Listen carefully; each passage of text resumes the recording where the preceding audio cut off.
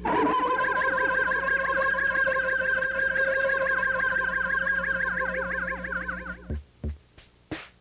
you like your terror adult and strong, welcome here, you can't go wrong. Dolls will kill, the dead will too. It's all right here to entertain you.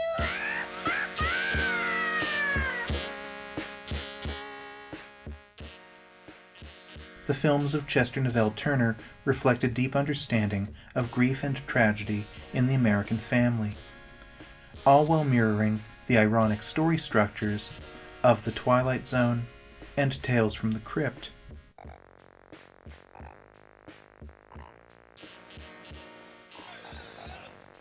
Turner belongs to an informal cohort of American amateur filmmakers who emerged from the home video rental market of the early 1980s. Focus. With the advent of home video, the tools for making and distributing videotapes became affordable and potentially profitable for aspiring genre and exploitation filmmakers. While those filmmakers were commonly inspired by the professional execution of Hollywood movies and the independent commercial cinema of the grindhouse, they often distinguished themselves by their passion, by the strangeness of their methods, and the occasionally subconscious pathology of their stories. Like earlier generations of amateur filmmakers, these video shooters could serve as founts of uncommon insight, bending the rhetorical discourse of cinema. They would tell stories that aspired to the same ends as mainstream commercial movies, but that played out on an inevitably personal scale.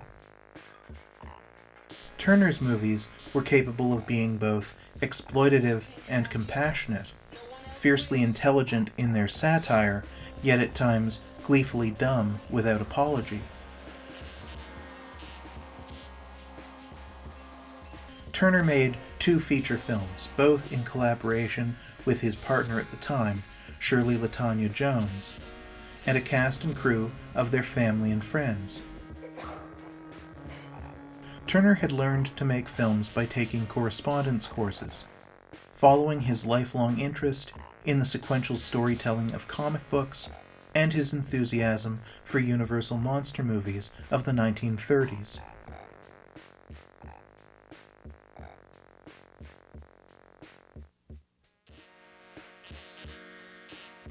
I have sold this puppet on 4 other occasions, and each time it finds its way back to the store.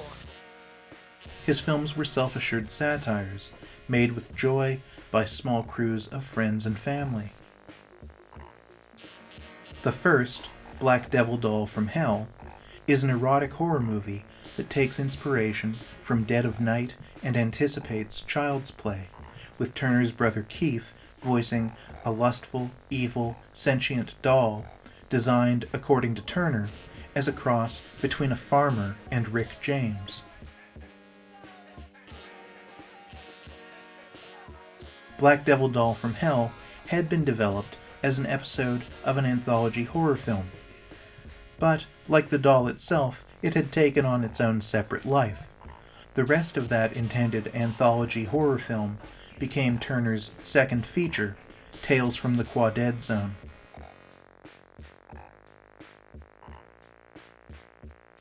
The title is a tribute to the Twilight Zone, but bears this mysterious portmanteau, QuadeaD, likely an allusion to quadruplex tape, commonplace 2-inch videotape used for broadcasting.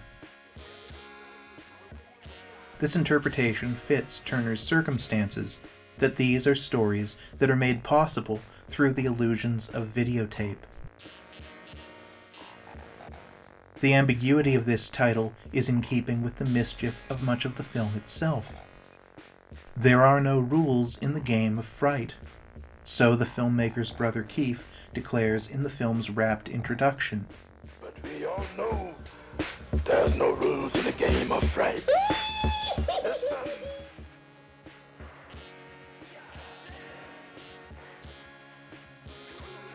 Tales from the QuadeaD Zone is not merely an anthology of horror stories, but a thematic anthology, with each of its 3 stories featuring tortured, toxic, and tragic families.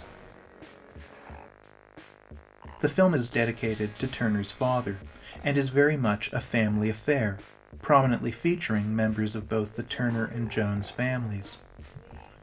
In other words, this is a film about familial suffering, discord, and pain made by a man who has a strong first-hand understanding of the love and sacrifice of family.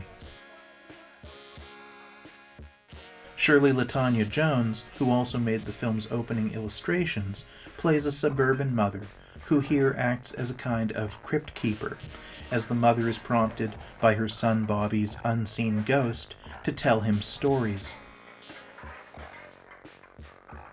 Bobby makes his presence known through a persistent, incomprehensible whisper, through a wind that blows through his mother's hair, and through cups and chairs that move on their own. Thank you, Bobby.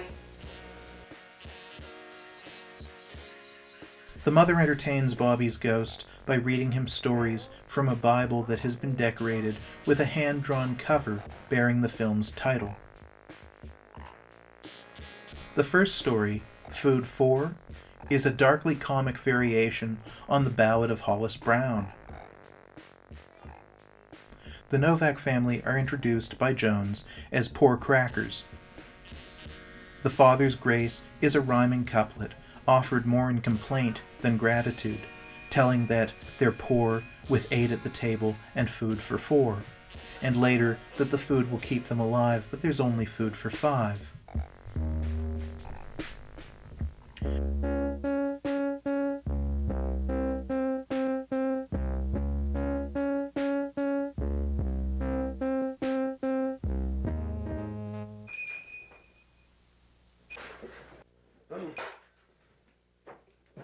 This eventually leads to a massacre committed by one of their sons armed with a rifle.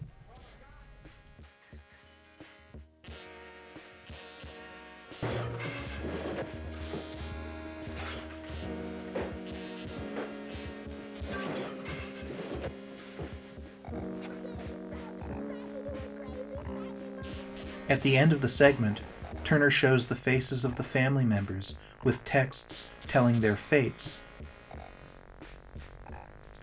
The images of the mother and father are accompanied by strange, ironic fates, living high on the hog in the witness protection program.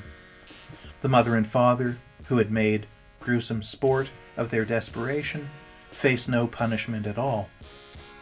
On the contrary, they alone survive and prosper.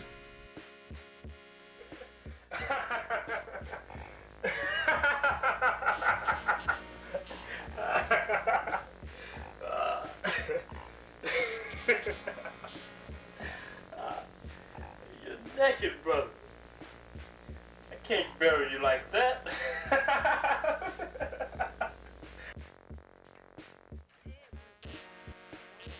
The second story, The Brothers, features Ted and Fred, brothers whose mutual antagonism continues beyond the grave. Ted steals Fred's corpse from a funeral home. This sequence benefits from qualities particular to home video recording, the light trails of the grave robber's flashlights, and the relative darkness of these scenes suggest that it's being shot for the most part in available light, a common limitation of amateur video. The dialogue, much of it slightly muted and inaudible, furthers this effect of an unmediated, observational style. Shit! Damn, man. You said you done made piss all over myself. Shit! Ted plans to bury Fred in his basement after dressing him up as a clown.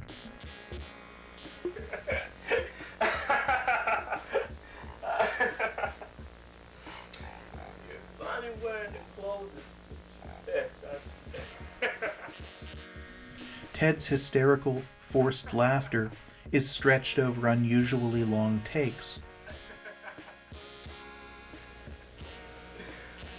You know where I'm gonna bury you?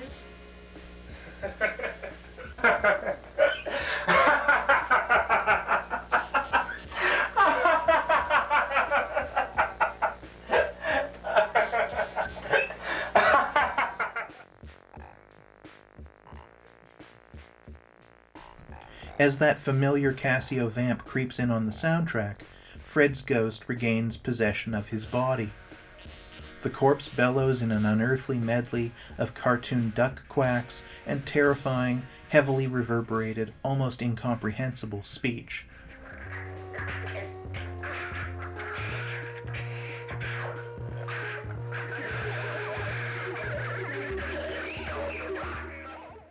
Ted is killed with a pitchfork. He convulses and curses Fred, who laughs and exits.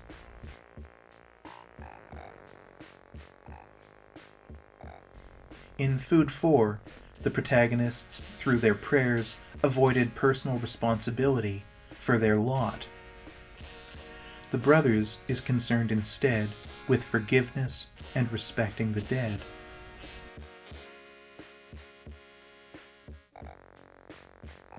Ted's inability to forgive his brother and his transgression against the dead are provocations that meet a just reward.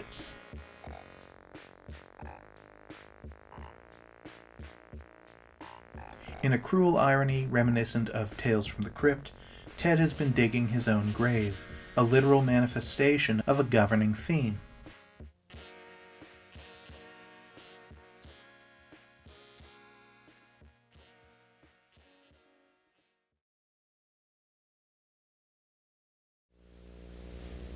Let me go change them. Be right back. In the final story, Unseen Vision, the framing device itself is the setting of another tale of family dysfunction and betrayal. Daryl, Bobby's grieving father, interrupts the mother's storytelling and interrogates her about the storybook. He then beats her with the book. The ensuing struggle is brutally realistic, the impact of his strikes emphasized by the rawness of the home video aesthetic. This makes Turner's editing, which integrates stylized shots and inserts, feel more like evidence than art.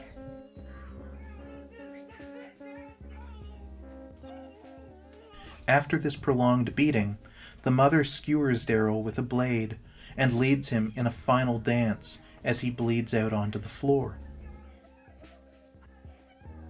The mother's howls of anguish, like Ted's prolonged laughter, have an arresting authenticity about them.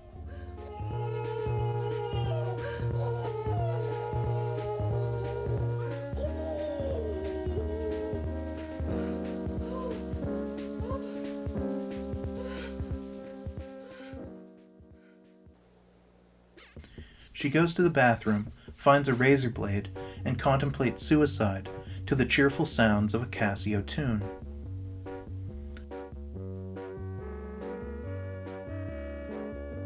Her reverie is intercut with scenes of happier days spent with Bobby at a playground.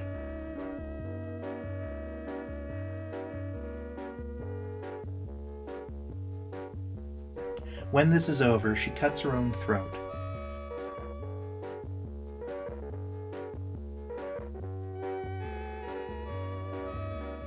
Her suicide reunites mother and son as chroma key phantoms who sit together in their former home.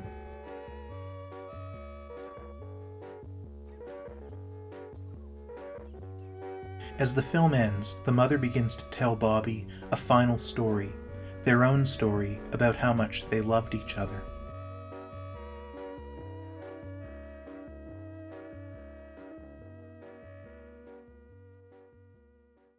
The narrative content of Tales from the QuadeaD Zone is quite spare, as is the dialogue, which is often overwhelmed in the mix by Turner's striking Casio score. The film defies the claim made by Alfred Hitchcock that drama is life with the dull bits cut out. This is a film in which no less than 3 violent acts of family murder occur, and yet Much of its time is spent in moments of waiting or in awkward anticipation, as with Ted's hysterical laughter, the mother's prolonged cries of anguish, and the casual chatter of the Novak family dinners.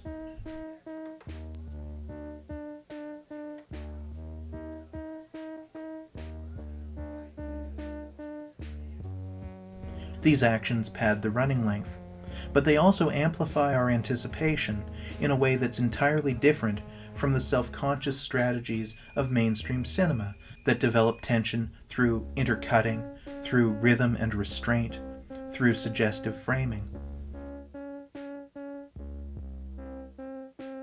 Turner had desired to emulate the Universal monster movies, the Twilight Zone, the EC comics in which, as in cinema, beats of time are measured in frames. His sources had emerged out of a long lineage of continuity, where action is condensed and developed, where storytelling is both visual and punctual. These are the roots of his passion, but Turner veers from this tradition out of, we might speculate, a love for his characters and the scenes that he's creating. The consequence is a total and welcome deprofessionalization of the film, marking it with a greater intimacy, furthering this observational style that seems to haunt the film's quietest moments. It allows these performers, even at their most histrionic, to occupy these characters more fully. It defies traditional story beats to make room for spontaneity. Whether Turner is defying rules that he had never learned makes no difference. The ultimate effect is a more personal cinema, and after all, there are no rules in the game of fright.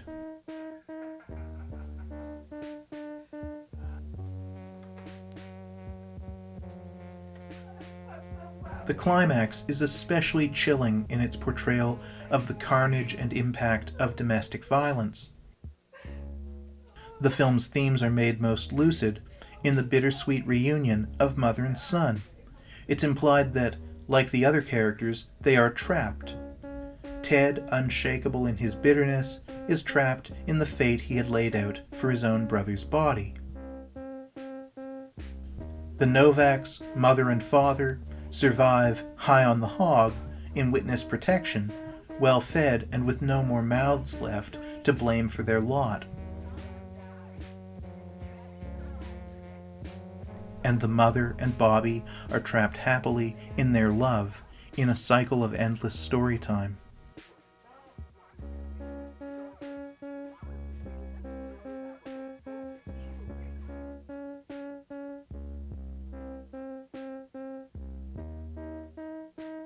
Tales from the QuadeaD Zone is about the erosion of love in families.